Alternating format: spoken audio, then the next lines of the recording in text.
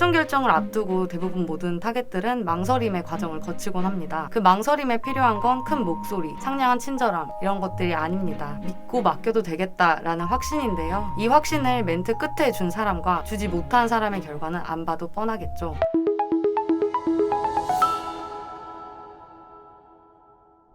안녕하세요 구독자 여러분, 마케터 김동희입니다. 오늘은 영업의 기술만 충분히 익히더라도 매출 상승이 가능한 노하우를 알려드리려고 하는데요. 처음 마케팅 영업 활동을 시작하시는 분들이나 기존 영업 제안 활동을 하고 계신 분들 모두 실제로 알고 반영하신다면 더 수월하게 할 수 있는 노하우가 되지 않을까 싶습니다. 우선 제가 마케터로서 많은 광고주들의 매출과 수주를 할 수 있었던 경험을 토대로 한 내용들로 영업에서 꼭 필요하지만 쉽게 놓치고 또 쉽게 변화가 어려운 기술들을 풀어보도록 하겠습니다. 먼저 많은 광고 대행사 마케터분들이 쉽게는 유선 그리고 메일, 대면의 방법으로 다양한 영업 제안 활동들을 하고 계실 텐데요. 가장 어려운 영업 수단인 유선 콜 제안의 경우로 한번 빗대어 보도록 하겠습니다. 먼저 첫 번째 노하우로는 바로 저세상 친근함입니다. 알지도 못하는 제안사에게 어떻게 첫 통화부터 친근하게 할 수 있냐 하시겠지만 웃는 얼굴에 침 못 뱉는다 라는 옛말이 있죠. 항상 늘 바쁜 우리의 제안사에게 급작스러운 전화 제안은 달가울 리 없습니다. 그래서 모든 첫인상의 중요성은 매우 크기 때문에 친근한 멘트로 첫 통화 시작을 하게 되면 성사율이 높아질 수밖에 없겠죠. 다음은 바로 타겟만을 겨냥한 문제 제기입니다. 일반적으로 제안의 빈도가 높아지게 되면 동일한 제안 멘트로 다수에게 영업을 하게 되는데요. 가장 제안을 받는 사람이 귀를 닫는 경우의 일부 중에 하나가 이거 내 얘기가 아니구나, 누구에게나 통용되는 영업 전화구나 라고 느낄 때일 텐데요. 보통 대표적인 사례가 폰팔이나 대출 권유 전화 등이 떠오르실 거예요. 이런 사례들은 특정 나만을 위한 전화가 아니기 때문에 필요성을 그들도 느끼지 못합니다. 때문에 동일한 전략이라 할지라도 그 타겟의 상황에 맞게 문제 제기를 해주시는 게 좋습니다. 세 번째는 바로 타겟의 상황을 제일 잘 알아주는 공감 능력인데요. 가장 전 이게 중요하다고 생각합니다. 일반적으로 사람들은 자신의 이야기를 경청해주는 것을 좋아합니다. 어느 정도 앞단에 귀를 열게 했다면 이후에는 주고받는 타겟의 상황을 200% 이상 공감할 수 있어야 합니다.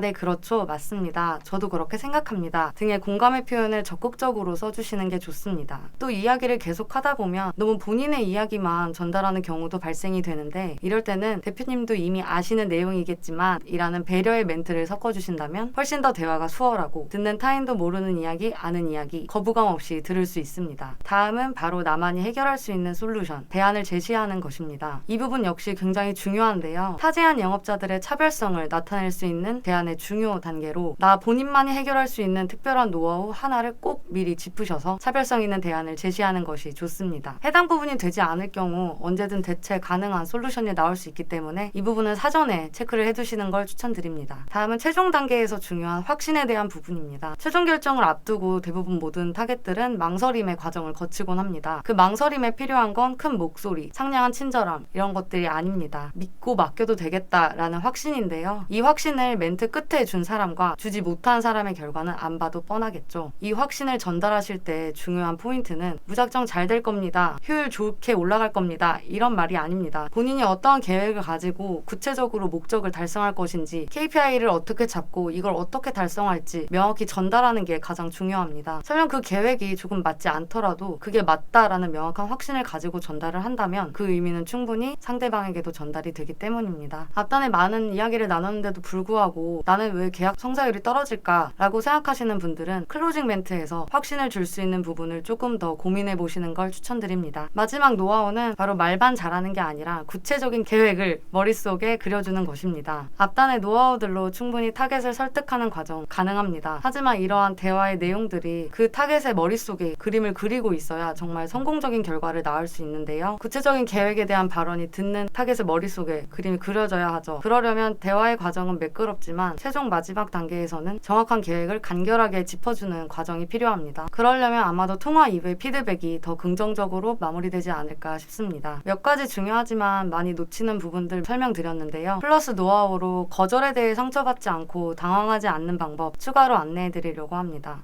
보통 거절하는 유형은 여러 가지가 있습니다. 들어보지도 않고 안 해요 라고 하는 경우부터 지금 만족하는 경우, 결정권이 없어서 선택이 어렵다는 경우, 1시간 설득했는데 또다시 생각해보겠다, 다음번에 연락 달라 해서 연락 줬는데 그때는 이제 받지도 않죠. 다양한 유형으로 참 많은 거절에 우리는 노출되어 있습니다. 그래서 거절 자체를 애초에 막을 수는 없지만 대응할 수 있는 방법 몇 가지 알려드리겠습니다. 바로 이 3가지인데요. 예측, 대안, 마인드입니다. 일반적으로 사람들은 준비하거나 예측한 일이 닥쳤을 때는 그렇게 크게 당황하지 않습니다. 영업 제안할 때도 마찬가지입니다. 미리 어떤 거부 멘트가 나올지 사전에 예측하고 두 번째로 그에 맞는 대안을 준비한다는 건데요. 그렇다면 아주 많은 경우의 수를 우리가 대비해두고 있어야겠죠. 단 여기서 대안도 그저 거절을 막는 용도의 대안이 아니라 대안의 방어 속에서도 그들을 설득하는 그 설득이 필요합니다. 즉 근본적인 목적인 제안 수주의 목표로 대안의 끝에는 늘 설득의 멘트가 녹아져 있어야 합니다. 그리고 끝으로는 마인드인데요. 사실 이 부분은 개인의 성향 차이가 분명히 있기 때문에 쉽게 바꾸는 것이 어렵습니다. 하지만 거절하는 사람에게 그대로 민감하게 반응하기보다는 좀 유연한 마인드를 가지고 다른 타겟을 빠르게 제안하는 것이 더 현명한 방법임을 추천드립니다. 오늘 이렇게 영업 제안 활동할 때 노하우들을 살펴봤는데요. 영업의 기술만 조금 바뀌더라도 수주의 결과나 내 매출까지 바뀔 수 있기 때문에 조금이라도 도움이 되셨으면 좋겠습니다. 이상 영업의 기술 기초 교육 마치겠습니다. 감사합니다.